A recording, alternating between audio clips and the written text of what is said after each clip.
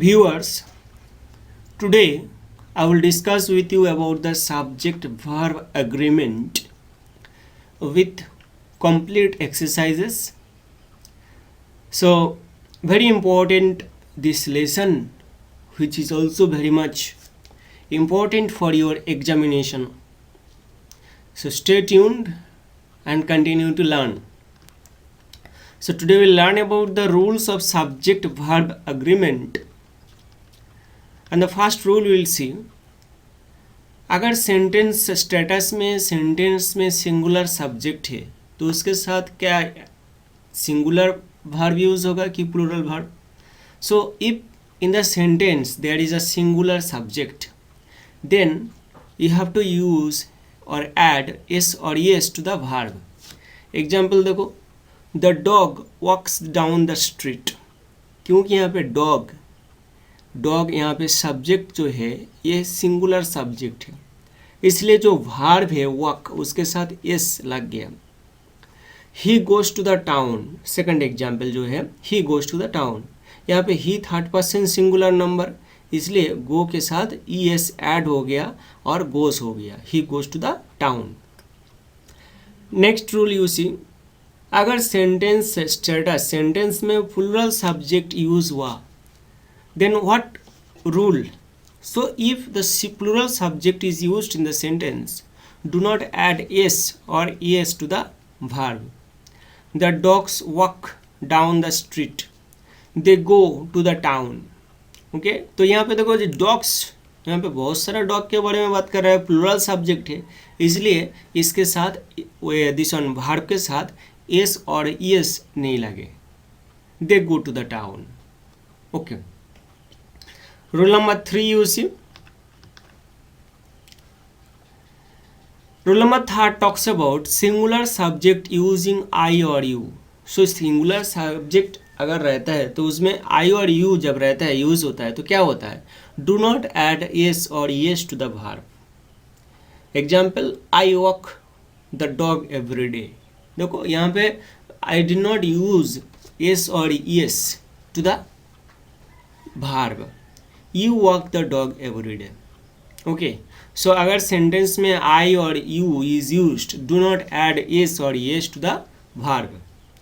Rule number 4, two or more nouns or pronouns connected by and.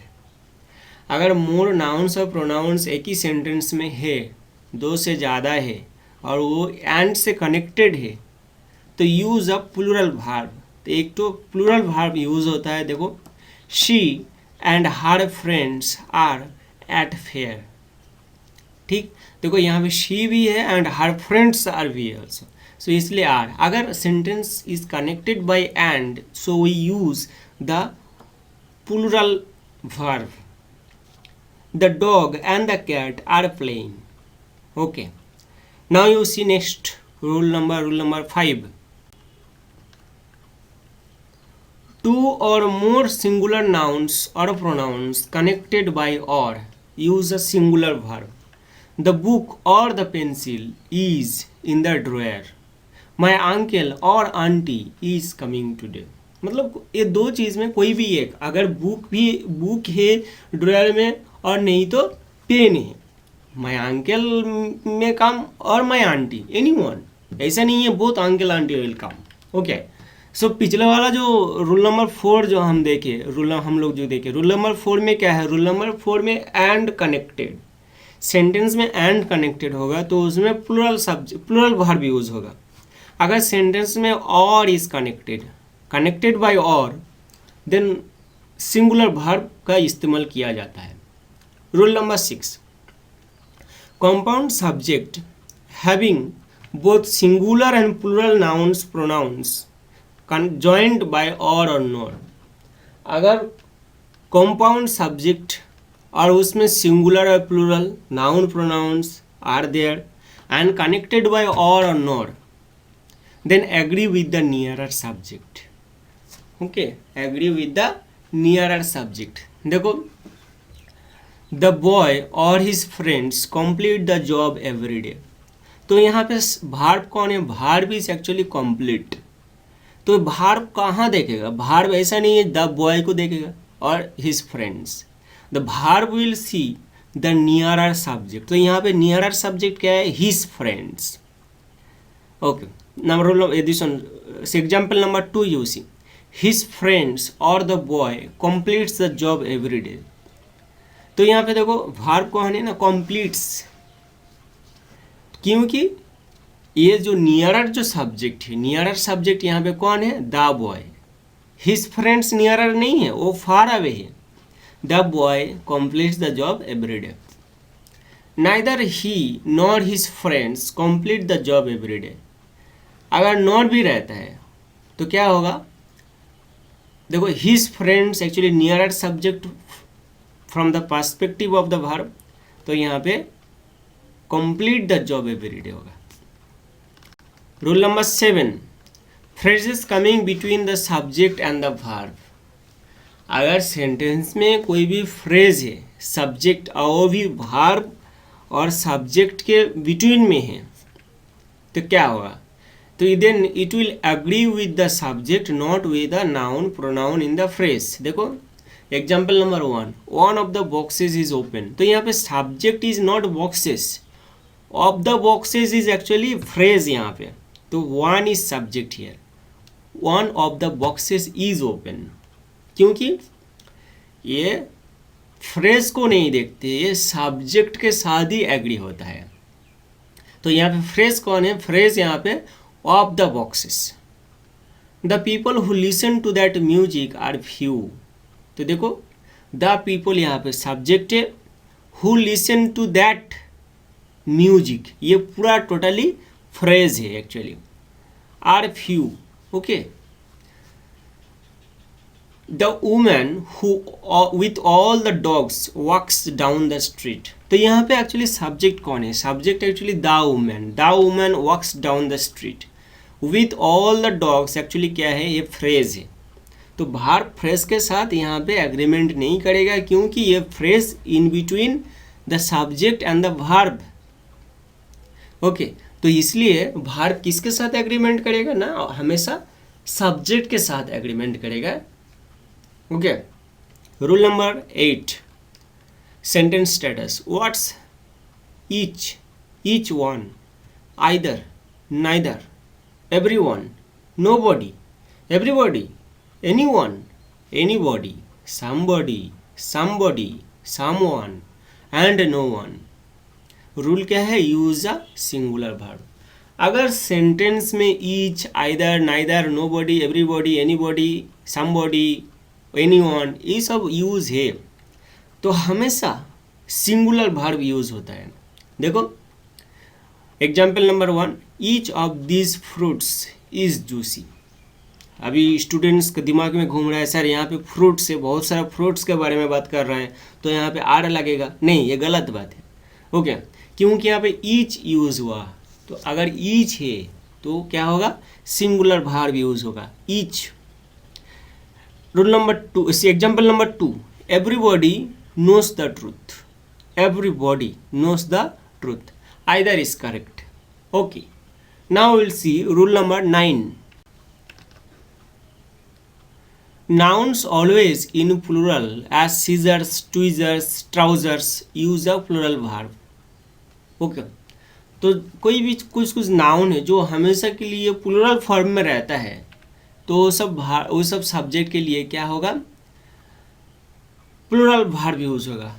These scissors are dull, those trousers are made of wool। Now you see rule number 10। Rule number 10 में क्या है, collective nouns. अगर sentence में collective noun है तो कौन सा verb use होगा, use a singular verb. Example, the team runs during practice. तो यहाँ पे द टीम जो है ये कलेक्शन ऑफ पीपल के बारे में बात कर रहा है, कलेक्टिव नाउन, तो क्या यूज होगा ना, सिंगुलर वर्ब यूज होगा। The crew is preparing to dock the ship. यहाँ पे crew is actually collective noun है, ये कोई कलेक्शन ऑफ पीपल के बारे में बात कर रहे हैं, क्या होगा, is singular verb is used. The family has a long history, क्योंकि फैमिली में एक दो आदमी नहीं है, बहुत सारा आदमी के बारे में बात कर रहे हैं, including members of the family. So the family has a long history. So dear students, अगर सेंटेंस में कलेक्टिव नाउन्स है तो उसमें क्या यूज होगा ना, सिंगुलर वर्ब यूज होगा. Next one you see, it is very important. Okay, अगर सेंटेंस में मल्टीपल सब मॉनेटरी यूनिट्स और टाइम पीरियड्स के बारे में बात कर रहा है. मल्टीपल सब मॉनेटरी मतलब क्या है, फाइनेंशियल मैटर में रुपीस, प्राइस, हाँ, 100 रुपीज़, 1000 रुपीज़, 50 lakhs. तो अगर मनी के बारे में बात कर रहा है, मल्टीपल सब मॉनेटरी और टाइम पीरियड के बारे में बात कर रहा है, तो क्या यूज़ होगा, use a singular verb. Okay, use a singular verb. Example number 1, 3000 rupees is high price for this jacket. Okay, तो यहाँ पे देखो 3000 rupees is high price for this jacket. So 3000 rupees ये मल्टीपल सब मॉनेटरी के बारे में बात कर रहा है, तो यहाँ पे इसलिए सिंगुलर वर्ब यूज़ हुआ. Example number 2 you see, 3 years is the minimum limits of this membership. So 3 years is actually time periods के बारे में बात कर रहा है. Is the minimum limit of this membership. तो यहाँ पे जो वर्ब यूज हुआ is actually singular verb. Dear students, these 11 rules if you remember for your exam, it will be in great help, because I have seen repeated times they asked from these types of questions. Now I will discuss with you some of the important exercises, question answers. Okay, so instruction क्या है, instruction यही है, underline the correct verbs in this sentences. So कुछ sentence दिया जाएगा, उसमें correct verbs को underline करना है. 1, ही worry और worries too much. तो यहाँ पे सही answer actually worries, he worries too much, not worry. जो रेड मार्क में है वो एक्चुअली गलत, और जो दिस वन ग्रीन कलर में है वो एक्चुअली सही answer. Number 2, I have a habit to study early in the morning. He runs in the park regularly. The movie was not very interesting. Those dresses are very pretty. I saw a dog in the garden. Black or pink is my final choice. यहाँ पे is क्यों लग गया, क्योंकि और का इस्तेमाल हुआ. अगर सेंटेंस में और है तो क्या होगा, इज़ लगेगा, और एंड है तो आर होगा. Black and pink are my final choice है, are. But here or is used, that's why singular verb use होगा, इज. इज सही आंसर. The dog barks at strangers. The results was unbelievable. Tina and Arjun are about to reach the examination hall. तो यहाँ पे देखो टीना and Arjun, तो यहाँ पे sentence subject is connected by and, इसलिए प्लूरल वर्ब है are. Okay, I suggest you write these exercises in your notebook. Okay, and learn. One more exercise we will see. Instruction क्या है देखो, in each of the following write a verb that can agree with its subject. Number 1, 90 rupees is too much for this pen. यहाँ पे is क्यों use हुआ, क्योंकि is actually singular verb. अगर multiples monetary रहता है तो सिंगुलर वर्ब का यूज होता है. तो 90 रुपीज़ इज एक्चुअली फाइनेंशियल और मल्टीपल मोनेटरी, तो यहाँ पे is correct answer. No news is good news. To take money and then refuse to work is dishonesty. One और the other builder has constructed the building. तो again the sentence is connected by or. Okay, then the subject is connected by or, इसलिए singular verb has is used. Number 5, 1/3 of the town is in ruins. The cow as well as the horse are grazing grass. तो cow भी है, horses भी है. The price of all these items are reason.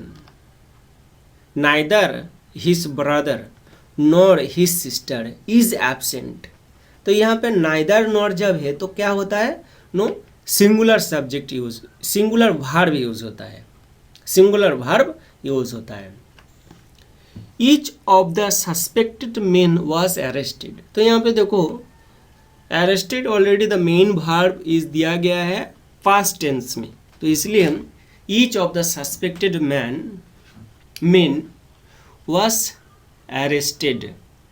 हाँ, suspected भी past form में है, तो हम लोग क्या देंगे, अगर ईच रहता है सेंटेंस में तो क्या होता है, सिंगुलर वर्ब यूज होता है. तो यहाँ पे was is actually singular verb and was का प्लूरल वर्ब क्या है वो कमेंट बॉक्स में तुम लोग लिखो, हम देख लेंगे बाद में.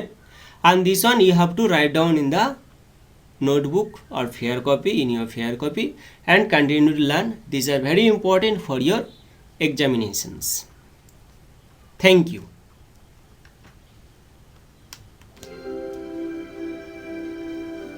When I am down and oh my soul so weary, when troubles come